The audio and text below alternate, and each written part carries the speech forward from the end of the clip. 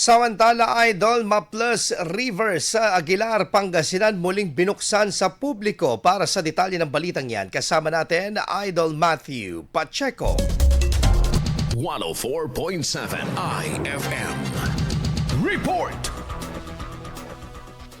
Muling binuksan sa publiko ang Maples River sa bayan ng Aguilar, Pangasinan matapos ang ilang buwang pagsasaayos sa mga pasalita, ilang pasyalan para sa mga residente at turista ayon sa anunsyo ng lokal na pamahalaan kahapon 11 ng Marso. Ayon sa pamunuan, bukas ang Maples River mula alas 6 ng umaga hanggang alas 6 ng gabi lamang. Merong ding 50 pesos na environmental fee para sa mga bibisita, habang libre naman ang mga batang 7 taong gulang pababa. Pinapaalalahanan din ang mga bisita na magdala ng valid ID na may address bilang requirement sa pagpasok at para na rin sa maayos na pagkakakilanlan. Layunin ng pagbubukas ng Maples River na mas mapalago pa ang turismo sa lugar at maipakitang likas na ganda ng kalikasan sa bayan ng Aguilar. Kasabay nito, ipinagdiriwang din sa nasabing bayan ng Anzac Festival na magtatagal naman hanggang 21 ngayong buwan ng Marso. Kasama mo mula rito sa IFM Dagupan. Ako po si Idol Matthew Pacheco. Tatak IFM.